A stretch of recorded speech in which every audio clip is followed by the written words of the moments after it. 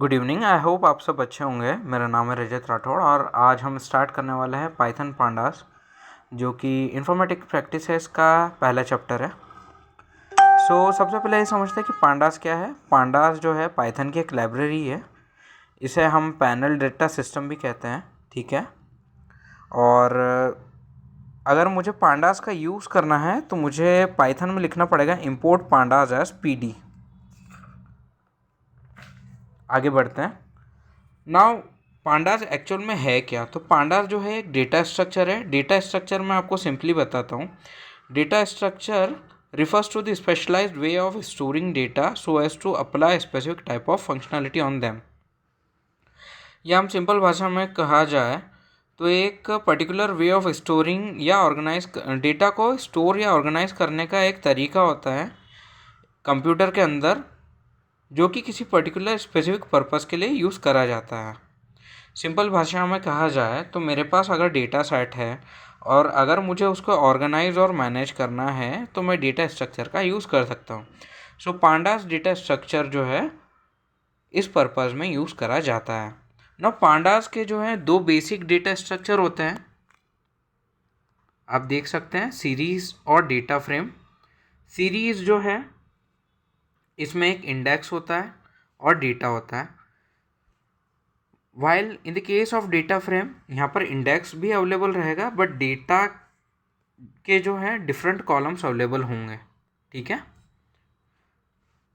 Now coming to the difference between series and data frame. Series जो होती है one dimensional होती है और डेटा फ्रेम जो होता है वो टू डायमेंशनल होता है।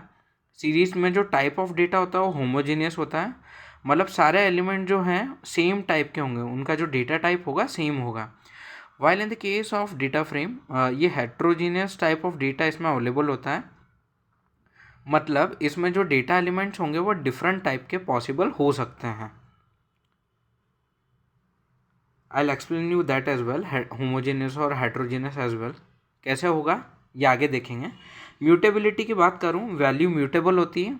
म्यूटेबल जहाँ पर भी शब्द आता है इसका मतलब ये है कि चेंजेबल है, मतलब series data series data structure जो है हमारा पांडास का, उसमें जो वैल्यूज़ है म्यूटेबल रहेगी, मतलब हर एक एलिमेंट की जो वैल्यू है वो हम चेंज कर सकते हैं। While in the case of data frame as well, इनकी भी वैल्यू, इसके हर एक एलिमेंट की जो वैल्यू है वो चेंज हो सकती है। साइज़ की बात करें तो साइज़ जो है सीरीज डेटा फ्रेम का जो है चेंज नहीं कर सकते हैं हम,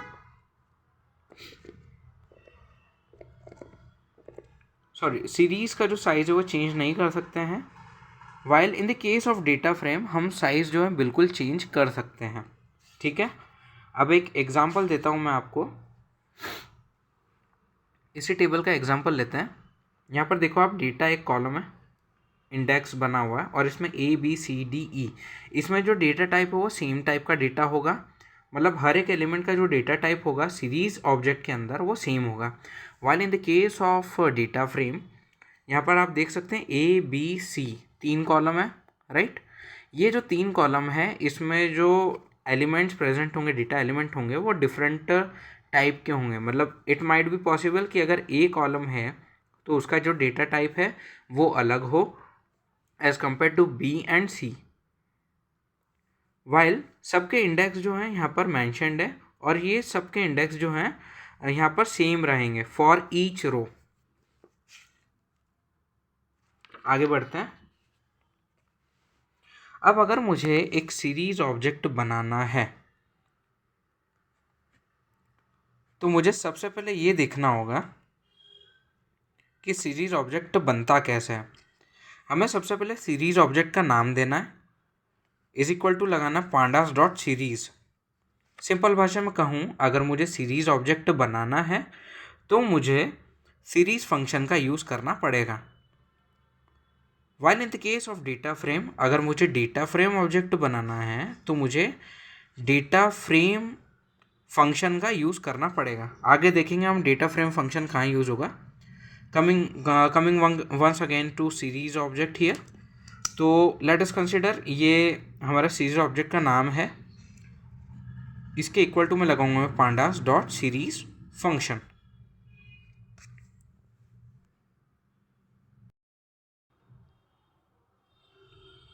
हाँ, तो अगर मुझे सीरीज़ ऑब्जेक्ट बनाना है और मुझे अगर एम्प्टी सीरीज़ ऑब्जेक्ट बनाना है, इवन कोई सा भी किसी भी टाइप का सीरीज़ ऑब्जेक्ट अगर मुझे बनाना है, तो मुझे ये याद रखना है कि मुझे सीरीज़ फंक्शन का यूज़ करना पड़ेगा।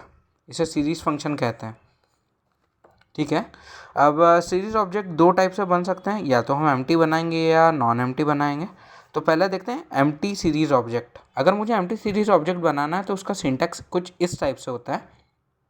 सीरीज़ ऑब्जेक्ट का नाम equal to pandas dot series function. Example के तौर पे देखें जाए तो लेट अस कंसिडर obj1 जो है हमारा सीरीज़ ऑब्जेक्ट का नाम है। इसके इक्वल्स टू में हम लिखेंगे पांडास डॉट सीरीज़ फंक्शन। अब ये जो obj1 है ये एक्चुअल में सीरीज़ ऑब्जेक्ट का नाम है, बट आप इसको एज अ वेरिएबल भी कंसिडर कर सकते हो। ठीक है, आगे बढ़ते हैं, इसका ये एग्जांपल देखते हैं। अब जब भी मुझे अगर सीरीज़ ऑब्जेक्ट बनाना है, क्योंकि हम यहाँ पर पांडास पढ़ रहे हैं, तो सबसे पहले ऑब्वियस सी बात है कि मुझे पांडास को इंपोर्ट करना पड़ेगा। अब पांडास लाइब्रेरी ही क्यों इंपोर्ट कर रहे हैं ये समझते हैं। अब जो एक लाइब्रेरी होती है उसके अंदर कुछ पर्टिकुलर टाइप के फंक्शंस ऑलरेडी अवेलेबल रहते हैं। तो ये जो सीरीज़ फंक्शन है ये पांडास लाइब्रेरी के अंदर अवेलेबल है, इसलिए मुझे सबसे पहले पांडास लाइब्रेरी को इंपोर्ट करना पड़ा ताकि मैं सीरीज़ फंक्शन को यूज़ कर पाऊँ। ठीक है, तो पांडास लाइब्रेरी के अंदर कुछ पैकेजेस होंगे, या सिंपल भाषा में कहूँ कुछ फोल्डर्स होंगे जिनके अंदर ये फंक्शंस जो है ऑलरेडी इनबिल्ट होंगे पाइथन लैंग्वेज के अंदर। दैट इज़ वाई मैंने पांडास लाइब्रेरी को इंपोर्ट करा सबसे पहले। उसके बाद में इस सीरीज़ फंक्शन का अगर मुझे यूज़ करना है तो मुझे ये जो पांडास है इसका यूज़ करके मैं सीरीज़ फंक्शन को यूज़ कर पाऊँगा। नाउ ये एग्जांपल देखते हैं। सबसे पहले मैं पांडास को इंपोर्ट करा, इंपोर्ट पांडास है एस पी डी। ये समझाऊंगा एस पी डी क्यों लिखा है, पहले ये समझते हैं। उसके बाद में मैंने एक obj1 नाम का सीरीज़ ऑब्जेक्ट बनाया है। obj1 नाम का is equal to P D dot series, यहाँ पे पांडास लिख रहे थे, यहाँ पे पी डीज कर दिया उसको, और डॉट लगा के सीरीज़ फंक्शन। अब जैसे मैं obj1 को प्रिंट करूँगा तो ये एम्प्टी सीरीज़ यहाँ पर क्रिएट हो जाएगी। अब ये समझते हैं मैंने एस पी डी क्यों लगाया import pandas S P D में। मैं चाहता तो इसको सिर्फ इतना रहने देता इंपोर्ट पांडास और ये एस पी डी ना लगाता, तो फिर मुझे ये लिखना पड़ता, ये obj1 is equal to P D dot series की जगह obj1 dot is equal to pandas dot series. अब मुझे क्योंकि इतना लंबा शब्द ना लिखना पड़े इस कारण मैंने यहाँ पर इसको एक एलियास दिया। सिंपल भाषा में कहूँ इसको लेमन लैंग्वेज में कहा जाए तो निकनेम दे दिया कि पांडास को मैं अब से पी डी कहूँगा। राइट, तो मैंने यही करा कि obj1 is equal to P D dot series. इतना ना लिखते हुए मैंने सिर्फ उसको एक शॉर्ट फॉर्म दे दिया पी डी, जिसे हम एलियास कहते हैं। और जैसे मैं इसे प्रिंट करूँगा तो एक एम्प्टी सीरीज जो है डिस्प्ले हो जाएगी। मूविंग अहेड, अगर मुझे एक नॉन एम्प्टी सीरीज ऑब्जेक्ट बनाना है तो नॉन एम्प्टी सीरीज ऑब्जेक्ट में चार टाइप्स से जो है हम इसे बना सकते हैं। पाइथन सीक्वेंस के थ्रू, एन डायमेंशनल अरे के थ्रू, पाइथन डिक्शनरी के थ्रू, या फिर एक स्केलर वैल्यू के थ्रू। इन चार टाइप से जो है हम नॉन एम्प्टी सीरीज़ क्रिएट कर सकते हैं। पहले दो देखते हैं अभी। Specify data as Python sequence. अब अगर मुझे सीरीज़ ऑब्जेक्ट बनाना है पाइथन सीक्वेंस के थ्रू, तो मुझे उसका सिंटैक्स ये देखना होगा कि सीरीज़ ऑब्जेक्ट का नाम पांडास डॉट सीरीज़ फंक्शन के अंदर पाइथन सीक्वेंस मुझे देनी पड़ेगी। अभी ये समझ में नहीं आएगा तो एग्जांपल देखते हैं डायरेक्टली। सबसे पहले मैंने इंपोर्ट करा पांडास को एज पी डी, फिर मैंने ए नाम का एक वेरिएबल लिया, उसके अंदर एक मैंने सीरीज़ दे दी। ठीक है, 10, 20, 30, 40 इसमें कुछ नंबर ऑफ़ एलिमेंट्स दे दिए। ठीक है, इसको मैंने लिस्ट में दिया है यहाँ पर। उसके बाद में मैंने obj2 नाम का ऑब्जेक्ट बनाया, इज इक्वल टू करा मैंने P D dot series function के अंदर ए वेरिएबल को मैंने एज एन पैरामीटर दे दिया। इसके बाद में मैं obj2 को अगर मैं प्रिंट करूँगा तो मेरा आउटपुट कुछ इस टाइप से होगा, 0, 1, 2, 3, 10, 20, 30, 40। अब यहाँ पर आपका क्वेश्चन होगा कि ये 0, 1, 2, 3 क्या है और ये 10, 20, 30, 40 क्या है। तो ये जो 0, 1, 2, 3 है ये हमारा इंडेक्स है, और ये जो 10, 20, 30, 40 है ये जो हमारा ए था उसकी वैल्यूज़ हैं। मतलब ए के जो डेटा एलिमेंट्स हैं ना, वो यहाँ पर डिस्प्ले होगा। अब एक बात हमेशा ध्यान रखना कि इंडेक्स, ये जो हमारा इंडेक्स है ये हमेशा 0 से स्टार्ट होता है और n-1 तक चलता है। मतलब जितने नंबर ऑफ एलिमेंट्स उससे एक कम जो है यहाँ पर एलिमेंट होगा लास्ट एलिमेंट, लास्ट इंडेक्स की वैल्यू। जैसे यहाँ पर 4 एलिमेंट थे तो इसका लास्ट इंडेक्स नंबर 3 होगा, ना कि 4 होगा, क्योंकि ये 0 से स्टार्ट हो रहा है। आगे बढ़ रहा हूँ मैं। Specify data as n dimensional अरे।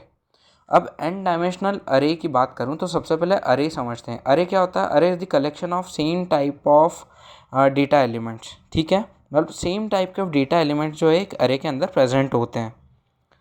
नाउ अगर मुझे n डायमेंशनल अरे बनाना है तो मुझे सबसे पहले एक लाइब्रेरी इंपोर्ट करनी पड़ेगी पांडास के साथ में। उसका नाम होता है नमपाई। नमपाई को मुझे इंपोर्ट करना पड़ेगा, जब जाके मैं जो है n डायमेंशनल अरे बना पाऊँगा पाइथन के अंदर। इसे देखते हैं।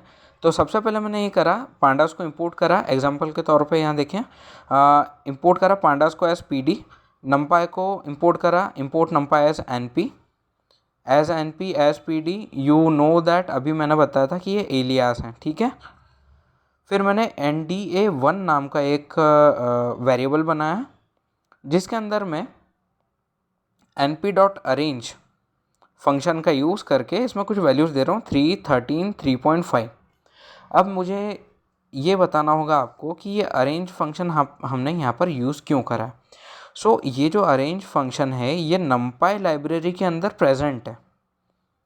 ठीक है, और अगर मुझे n डायमेंशनल अरे बनाना है एक्चुअल में तो मुझे नमपाई का यूज़ करना ही पड़ेगा, राइट। तो इसलिए मैंने यहाँ पर अरेंज फंक्शन का यूज़ करा है। एग्जाम्पल के तौर पे बहुत सारे फंक्शंस अवेलेबल होते हैं नमपाई के अंदर, अभी हमने अरेंज फंक्शन का यूज़ करा है यहाँ पर। सो मैंने nda1 नाम का एक वेरिएबल बनाया, उसमें np.arrange करा मैंने। अरेंज फंक्शन के अंदर कुछ पैरामीटर दिए, 3, 13, 3.5। अब ये जो nda1 है इसकी वैल्यू में आगे कैसे यूज़ करते हैं वो देखते हैं। अब यहाँ पर मैंने सिमिलरली जो हम सीरीज़ ऑब्जेक्ट बनाते आए हैं, सीरीज़ ऑब्जेक्ट का नाम दिया obj3। इसमें यहाँ पर मैंने लिखा pd.series फंक्शन। ये हमेशा याद रखना, ये लाइन तो कॉमन होगी हर जगह, obj3 या obj जो भी आपका सीरीज ऑब्जेक्ट का नाम है वो pd.series फंक्शन, इतना। अब ये जो nda1 था, मैंने जो प्रीवियसली वेरिएबल बनाया था उसको मैंने सीरीज़ ऑब्जेक्ट के अंदर सीरीज़ फंक्शन के अंदर एज अ पैरामीटर दे दिया है। अब इसका आउटपुट किस टाइप से होगा? जब मैं हम obj3 को प्रिंट करवाएंगे, आउटपुट इसका होगा 0, 1, 2, 3.0, 6.5, 10। अब ये कैसा है ये समझते हैं। सो 3 से 13 के बीच में मैं जो है एक सीक्वेंस ले रहा हूँ। ये अरेंज फंक्शन क्या करेगा, एक सीक्वेंस जनरेट करके देगा मुझे कुछ इस तरह से कि 3 में मैं अगर 3.5 ऐड करूँ तो इसका अगला नंबर क्या होगा, 6.5, राइट। और 6.5 में अगर मैं 3.5 ऐड करूँ, ये जो 3.5 है ये ऐड हो रहा है, हाँ, तो इसका अगला नंबर क्या होगा, 5, 5, 10, 6 और 3, 9 और 1, 10, 10। अब 10 में अगर मैं 3.5 वापस से ऐड करता हूँ तो ये हो जाता है 13.5। अभी पहले हमने सबको ऐड कर लिया है, ठीक है, ये जो 3.5 था। अब ये देखते हैं कि 3 से 13 के बीच में कौन कौन सी वैल्यूज़ आ रही। फर्स्ट ऑफ ऑल सबसे पहले तो 3 आ जाएगा, राइट। सेकेंड वैल्यू क्या आ जाएगी, जब मैं इसमें 3 में 3.5 ऐड करूँगा 6.5, तो ये हमारी एक और वैल्यू हो गई। ठीक है, तो पहली वैल्यू तो 3 हो गई, दूसरी वैल्यू 6.5 हो गई, थर्ड वैल्यू हो जाएगी हमारी 10। 3, 6.5, 10। अब ये देखते हैं कि क्या 13.5 3 और 13 के बीच में आ रहा है, नहीं आ रहा है। ठीक है, तो इसलिए हमने 13.5 को कंसिडर नहीं करेंगे। ओनली हमारी 3 वैल्यूज़ जो है एज एन आउटपुट आएगी, 3, 6.5 और 10। ये देखो 3, 6.5 और 10, और ये हमारे इसकी इंडेक्स हो जाएगी। क्योंकि इंडेक्स हमेशा 0 से स्टार्ट हो रहा है इसलिए यहाँ पर हमने 0 लिखा है। अब क्योंकि 3 एलिमेंट था तो लास्ट एलिमेंट हमारा लास्ट इंडेक्स का नंबर जो है वो यहाँ पर 2 है। अब अगला तरीका देखते हैं, specify data as Python dictionary. अब अगर मुझे पाइथन की डिक्शनरी बनानी है पांडास के अंदर तो वो कैसे बनती है। सबसे पहले ये समझते हैं कि डिक्शनरी होता क्या है। डिक्शनरी जो है की वैल्यू पेयर पर चलता है। सिंपल भाषा में कहा जाए तो dictionary is a collection of की वैल्यू पेयर्स। अब की वैल्यू पेयर क्या होती है ये देखते हैं हम। डायरेक्ट एग्जांपल से समझाता हूँ। एक डिक्ट नाम का मैंने डिक्शनरी का वेरिएबल बनाया। डिक्शनरी जब भी बनानी होती है हमें करली ब्रेसेस लगाने रहते हैं, उसके बीच में हमारा डेटा आता है। अब इसमें एक होती है की हमारी, उसको कॉलन से सेपरेट करते हैं वैल्यू से। तो मान लो मुझे ए को वैल्यू देनी 10, बी को वैल्यू देनी 20 और सी को वैल्यू देनी 30। तो ए को मैंने की कंसिडर करा तो ए यहाँ पर की वैल्यू में आई है। बी को मैंने एज अ वैल्यू कंसिडर करा।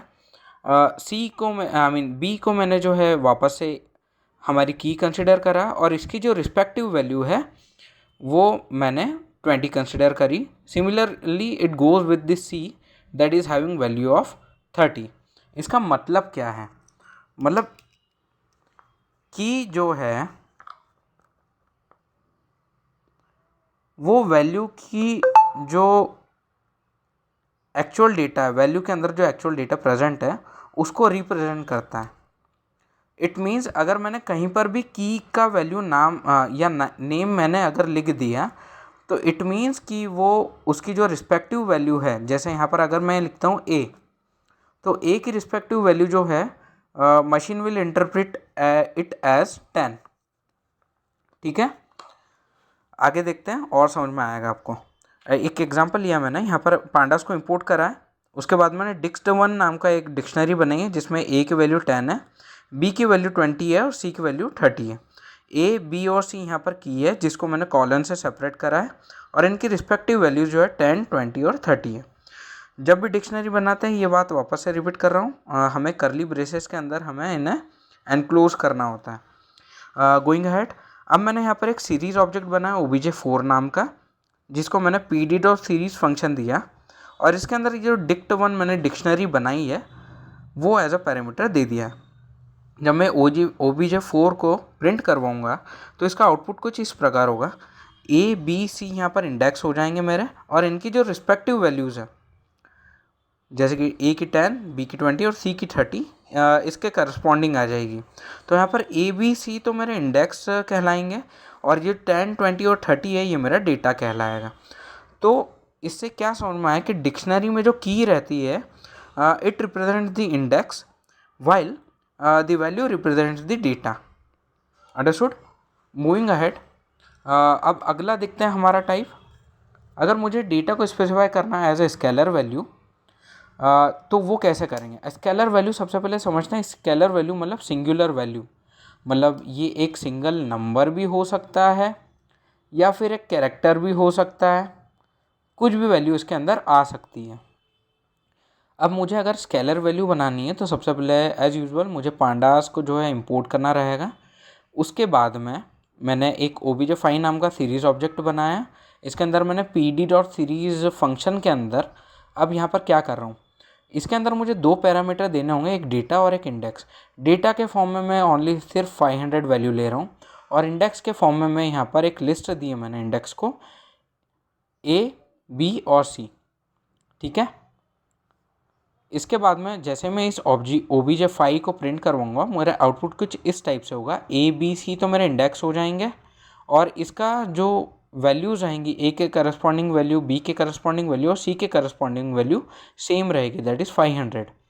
इट मीन्स कि मतलब मैंने सिर्फ यहाँ पर एक वैल्यू दी, सिंगुलर वैल्यू दी डेटा में, बट जितने नंबर ऑफ मैंने इनपुट्स इंडेक्स दिए हैं यहाँ पर in the form of list उनमें उनके करस्पॉन्डिंग वैल्यू जो है सेम वैल्यू आएगी यहाँ पर, इसलिए इसे यहाँ पर स्केलर वैल्यू कहा जाता है। So what does we mean by that. अब इससे हमें एक चीज़ और समझ में आएगी। सीरीज़ ऑब्जेक्ट बनाने का एक स्टैंडर्ड सिंटैक्स जो है अब यहाँ पर हम देखते हैं। इसके थ्रू हम इस एग्जांपल के थ्रू हम समझ सकते हैं कि सीरीज़ ऑब्जेक्ट का नाम pd डॉट इक्वल टू में pd.series, फिर डेटा कॉमा लगाया, फिर इंडेक्स मतलब डेटा की वैल्यू, इंडेक्स की वैल्यू एज अ पैरामीटर मुझे सीरीज ऑब्जेक्ट के अंदर देना होगी। तो ये एक स्टैंडर्ड पूरा जो है मेरा सिंटैक्स है अगर मुझे एक सीरीज ऑब्जेक्ट बनाना है।